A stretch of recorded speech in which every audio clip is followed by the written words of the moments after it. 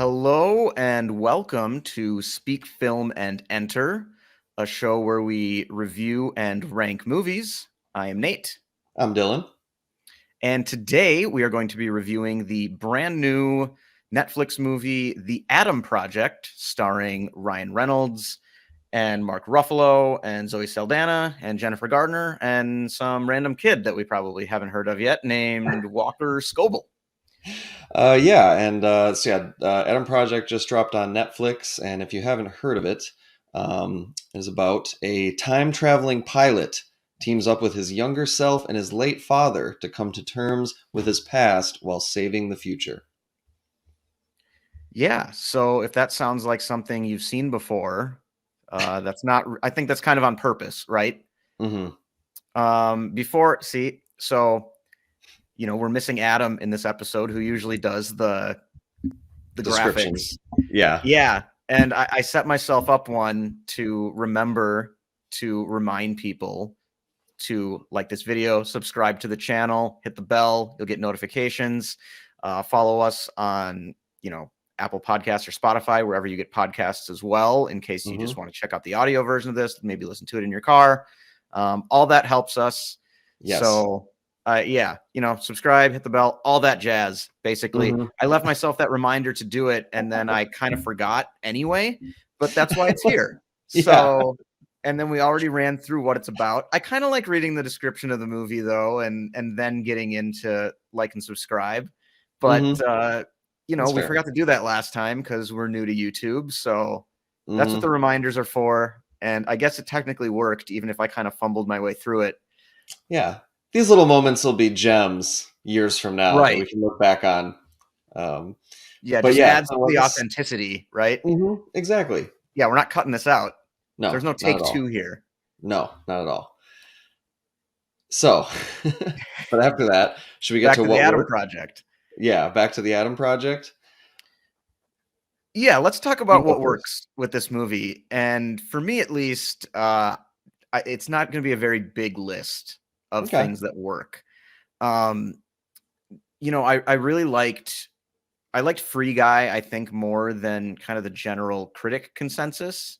And surprisingly, I think I liked it more than Adam. And that's much more in the vein of something that he usually likes more than I do. But Ryan Reynolds just makes me laugh. He's just got a very good deadpan, like sort of sarcastic, snarky delivery that when paired with a good script and like an engaging story, I think fits really well. Like I mean, Deadpool is the obvious like peak Ryan Reynolds movie where that just felt like, only he can do this. So I was pretty interested in this, despite, like I already kind of said, the movie having the most like generic sort of plot, 80s throwback Amblin Spielberg like plot to it. Yep. Seeing Ryan Reynolds was in it, I thought, okay, this should at least be fun, even if it's going to be cliche written, I did not laugh as often as I usually do in a Ryan Reynolds movie. Oh, we got to save that for the what doesn't work. But we do. So, right. I'm getting ahead of myself here. So basically, I can't even include that in what works. I don't really have a lot. Like, I guess it's paced okay. Okay. But I think I liked this movie a little more than you did. Because I can at least think of some things. Like the Ryan Reynolds humor did work because, again, kind of like his last few movies, this felt tailor-made for Ryan Reynolds. Felt like he just had to play himself, and it's like, fit like a glove. And I liked the performance by the main kid. We already said his name once, Walker Scober. Yeah. I thought he was good as like a 12-year-old version of Ryan Reynolds. Sure. Because that's basically what he had to play, and he had to get the comedic timing down and be believable. Kind of the cadence of his voice and or how he speaks. Yeah. Yeah, and it was a little weird. We can get to that in the what doesn't work, that like his comedic timing and humor was almost a little too sharp. It was just like Ryan Reynolds lines coming out of a 12-year-old. It's like no 12-year-old would be that quick. Like, right. But I felt like for the most part he did a good job as a young Ryan Reynolds, and I thought the time travel plot was it was very predictable, but that didn't necessarily bug me as much. There's other things that did. And then I don't know, some of the action, some of the fighting I thought was cool. The little kind of lightsaber thing that he Yeah, had that got passed around. Like, I don't know. This also, I'm a big sci-fi guy, and like you said, Ryan Reynolds is so likable, and when he's in his zone, it's kind of hard not to like laugh and have a good time. So in mhm. that respects, like sci-fi, Ryan Reynolds, I found it at least a solid. It was solid, but there's definitely some Sure. weak points, I which guess, I think we can just get you to. bringing up a couple of things, I can add a little bit to what works. Okay. I thought the chemistry between Ryan Reynolds and Walker Scober was very good, Hmm. even though I did not think yeah, yeah. The Yeah. chemistry's good, even if, like you said, the dialogue for the kid is, like, way too sharp Hmm. for a 12-year-old. Also really liked the one scene that we get between Ryan Reynolds and Jennifer Garner in this movie. Yeah. I won't spoil really what that is or what's happening in that scene, but I mean, if you've seen the movie, you know exactly which scene I'm talking about. I think that was probably the strongest scene in the movie. Hmm. So I mean, those two things work, and yeah, it does have a sense of like kind of mindless, actiony fun Yeah. about it that if you're just kind of staring at the screen with your brain off can be, there's they do a Yeah. good job of sort of mixing the action in and making it mostly more fun than like I feel like a lot of these things now try to feel a little more like realistic and gritty. And this at Hmm. least embraces the type of movie that it is to be like, no, these are bad guys these are like stormtroopers, basically. Yeah. So we don't need this to feel super real. Mm.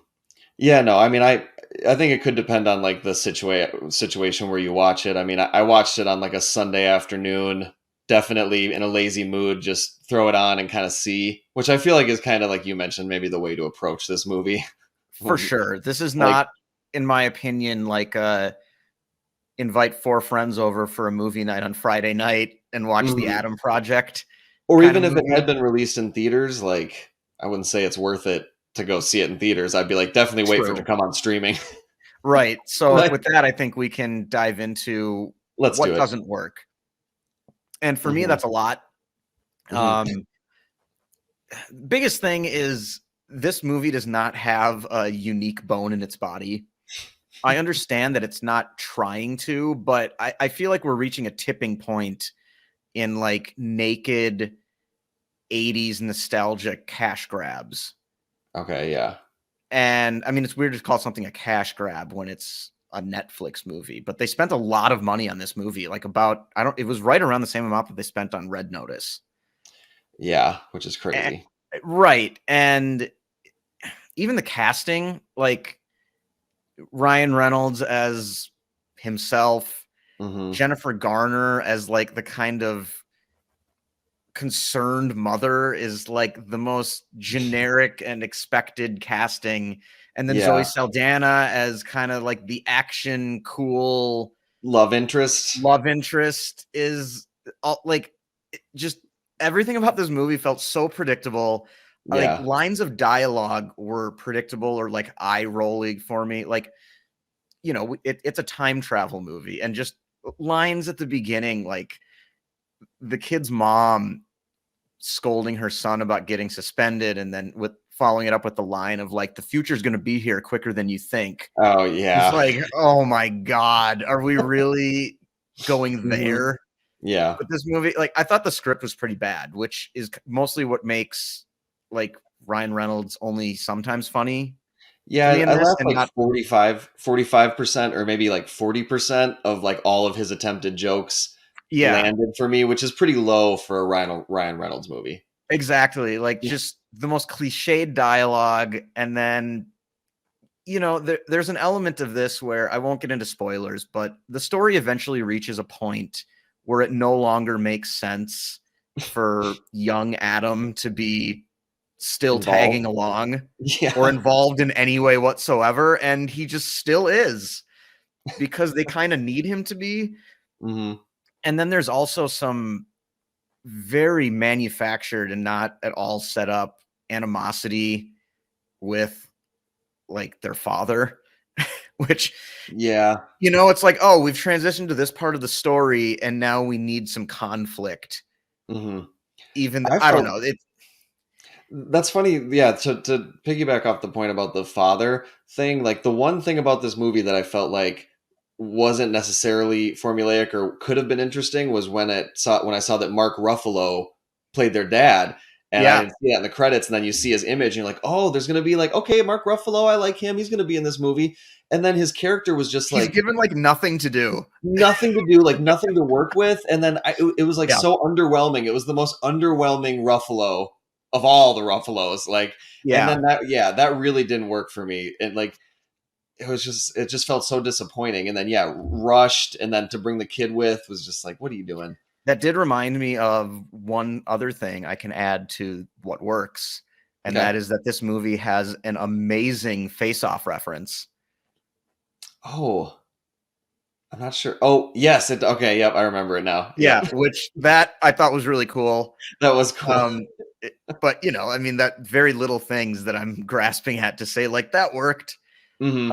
Also, there was, if you've seen the trailer, there just felt like their house just felt very unbelievable to me. It was like sort of in the middle of the woods, but also like in the suburbs. Yeah. And like super nice and modern, but like, which kind of didn't, it was kind of clashed with like the struggling single mom Right. narrative. It, And I don't like know. the idyllic, like perfect backyard for like a 12-year-old boy. I don't know. There's a lot with this movie that's just kind of eh. And I think Hmm. I described it in my like one sentence review on Letterboxd, where I said it was like a computer watched every Ryan Reynolds and Amblin movie and then spit out this. Yeah. I think that's very And accurate. yeah, like I think you even mentioned like you just felt like you had seen this before. Hmm. And Hmm. that's not to say that, if this is your thing, like you won't necessarily enjoy yourself, but Hmm. this is just very generic Netflix action movie with some bigger names than they usually have attached. Yeah, and I think well yeah, we can go on to the next topic. We'll circle back around. Yeah. I like this though, which is kind of the direction that Netflix has been taking the last few years with these big budget action movies, star power, but then you watch it and it's kind of a hollow, They underdeveloped just feel really movie. lazy. Yeah. Like they invest all this money in there and it's basically just because they need these stars and then they don't Mhm. get like good directors or writers or anything. But then, this is currently the number one movie watched on Netflix. And it's Yeah. got Ryan Reynolds and it just dropped a few days ago. So that makes sense. But, something like this and like Red Notice, which that was in the top 10 on Netflix for like 4 months. And I don't know anybody who liked it.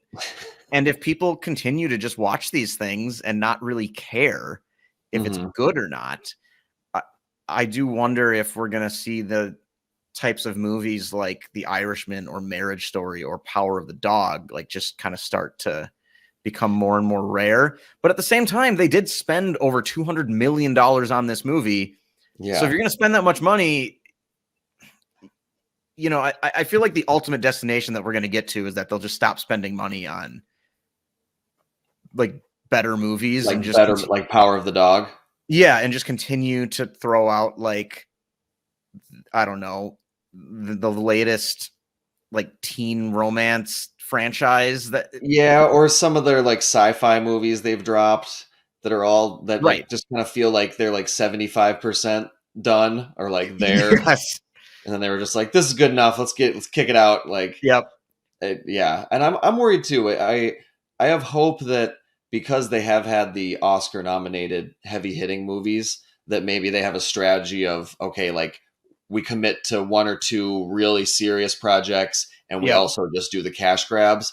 And as long as they do both, I can live with it. But I Same. see what you mean, where it's disheartening that the movies that just seem like cash grab are getting as much popular, as many views and as popular as they are. Because like Yeah. most people haven't even seen The Power of the Dog. Like you have Right. to tell them about it. It's just like, damn it. Like, And then the Ryan Reynolds movie of the month is number one always, which kind of leads us into this might sound a little more negative than yeah, we I like mean Ryan it. Reynolds. necessarily. Yeah, I'm a fan, but I would like to see him do something different at some point. And with, Free Guy came out last August, and then we got Red Notice in November, and now the Adam Project. And again, they're just all kind of this. They're the same as his Deadpool character, for the most part.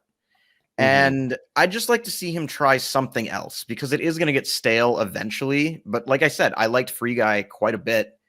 He makes me laugh when there's a good script. So I'm not trying to like tell him to not be in movies anymore or anything like that. But I would like to see him, do something else. Yeah, I'm with you. I mean, I feel like he definitely, he started off in like a lot of romance movies because of his looks, and then he successfully parlayed that to comedy roles, and he's great with that. And he's definitely like found his groove. And I think if he wanted to, he could just stay in the groove for years and probably make a lot of money. And I know he's doing commercials for like that like mobile company that he bought or something, like Oh, Mint. is he? Like, I've totally missed out on I know that that. he's like, I know he's into other stuff and he's trying to branch out, but I'm with you. I mean, I would like to see him try to make that next step, that next level, to where we can consider him among like the great serious actors, as well. Like I feel like Ryan Gosling made that jump successfully. It just takes one or two roles where you can really show something different, where people will be like, "Oh my God, this guy is truly amazing." And I think that he has that in him, and I hope that maybe he's just waiting for the right role, and until then, he's just gonna keep cashing those checks. And maybe it won't work, but I'd like to see that effort at least. Maybe he tries to make a couple like serious dramas and he's not good at it, and then he goes back to making these things. And at least in that case, I'd think like, well, he gave it a shot, and he's got this one thing that he's good at, and that's more than most. Yes, but, and it's a good thing. It's always a fun movie. Like he's got that going for him. Yeah. Do we want to talk about some of the other performances, or even just his performance in general too? Because we didn't even really talk about how we thought he was specifically. My issues were more just the script didn't really give him a lot of good one-liners. So he's kind of the same. But this kind of goes back to like what doesn't work for me is almost everybody in this movie, with the exception of Catherine Keener, is exactly who you think like the actor is, if that makes sense. Yeah, I'm glad you mentioned Catherine Keener. Her as the villain, as the kind of corporate villain, and then you see her younger self. I thought at times where there were times where it worked, because she can kind of be evil, and especially when she's kind of going on these monologues. But then also there were other times where it felt weird that she was there, and it's like everyone else on the ship is like dressed like a SWAT team person from the future, and then she's just there dressed normally, like with nowhere to sit. It's just like, did you ride the whole wave through the wormhole like this, or like there were parts where it felt weird, but I liked that it was at least different. And then I really liked, like I mentioned before, the kid. I thought he did a good job, and it was a big role for him. Walker Scober. He'll probably show up in more things in the future. And then everyone else was just like you said, they did their job, but and even with Ruffalo, I still felt a little underwhelmed. I even felt like he pumped it in a little bit. I mean, honestly, like, why wouldn't he? I'd kind of reached the point with the movie where once we got to Mark Ruffalo, I was just like, oh, he's just treating this like I view it now. Kind of. Like, it was like he's read the script. He knows what this is. Exactly. It was almost like his character like watched the movie leading up to when he was in it. Yeah. And then was like, oh, I don't really have to give a lot of effort here. That's funny you say that, because he really picked up on like what was going on and like what the stakes were really quickly. Oh, he accepted like, everything really quickly right away. There's also just like Zoe Saldana is such a big actor for how like nothing of a character she's playing in this. And I won't get into the specifics of like the scene or anything, but there is a character in this movie who, like, when a fight's about to break out, says, somebody's like, you should leave. They say like, no, like, I've had years to prepare my defenses. They won't even see me coming. And then the subsequent action sequence is that character just like stands in the middle of the driveway with a gun. Yeah. Like, what on earth was that? I know. No, I'm glad you brought that up. They won't see you coming. You're standing in front of the car. Yeah. Yeah, they definitely saw you coming.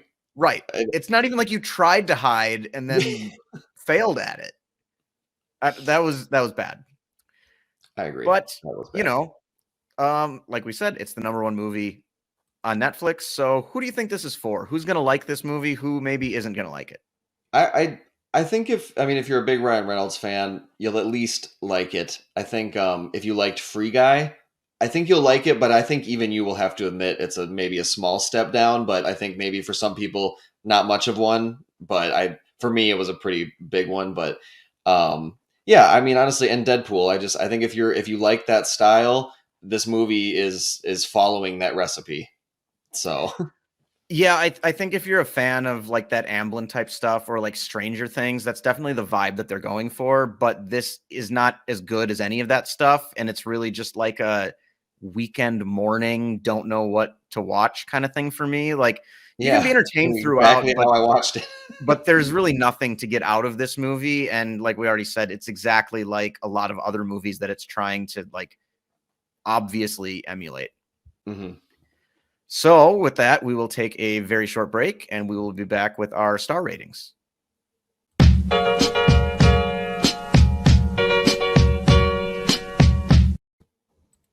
All right. Just give you a quick shot of what, 1 through 5, 1 being terrible and 5 being a masterpiece. Mm-hmm. Dylan, do you want to go first this time? Yeah, I'll go first, and I think this is a good. This is also good for new viewers or people who haven't listened to the podcast. We really try to emphasize that like 2.5 or 3-star movie is still good and at least worth the effort. So I will be giving this a 2.5, but I don't want it to sound like I hated everything about it. There are good things. I did laugh at certain times, and there's the father son relationship that's at the heart of it. Honestly, it works decently, and I think that like the final shot I really liked, but there's a lot of shortcomings too. It just kind of feels hollow and just like we've mentioned, just a Yeah. mashup of this formula that they're just going to keep plugging away. Kind of cool that it was a sci-fi element, but even the time travel stuff, it's not anything you haven't seen before. Oh, they As far also as took like the story they're telling about time travel is also like the most obvious one you could tell. yeah, no real horizons being expanded by this as far Yep. as the concept or anything. But yeah, so 2.5. I'm glad I saw it. It was a nice way to pass Sunday afternoon. But that's all it's getting from me. So on to you. All right, definitely a little lower than you. I am going to give this 2 stars. I think this Okay. is a not good, borderline bad movie, but I usually anything under 2 has to like kind of actively piss me off Mm-hmm. in ways, and this movie is just so unoffensive Oh, that's a great way to describe it. to where, even if I was just kind of like, "Oh, predicted that line," or "Wow, this dialogue kind of sucks." It's Mm-hmm. just so eh. Like, I Yeah, don't know. I think it's a pretty bad movie, especially for the fact that it's not even trying to be unique in any way, shape, or form, but it is very yeah. unoffensive and functions as like mindless entertainment. So Mm-hmm. not the worst thing I've ever seen, but generally would not really recommend this one to most people. No, and the massive budget and the star power work against it because you would expect more. Definitely. If this was a super kind of indie movie that small budget, a lot of unknown actors, I think it would be charming and it'd be like, oh, besides the fact that a lot of the Right. CGI you wouldn't be able to pull off, but like I just think for all If that like was the invested in Endless guys made this, what it could have been, it was just like, oh, yeah. okay, all right. Yeah, So, it's just got such a going through the motions vibe. I think that's fair. All right. All right. I Was there think anything that's else you want to it. say about it? That's all I got. All right. My turn to put a wrap on the show. It is. All right. I may not be real, but for a second there, I felt pretty alive.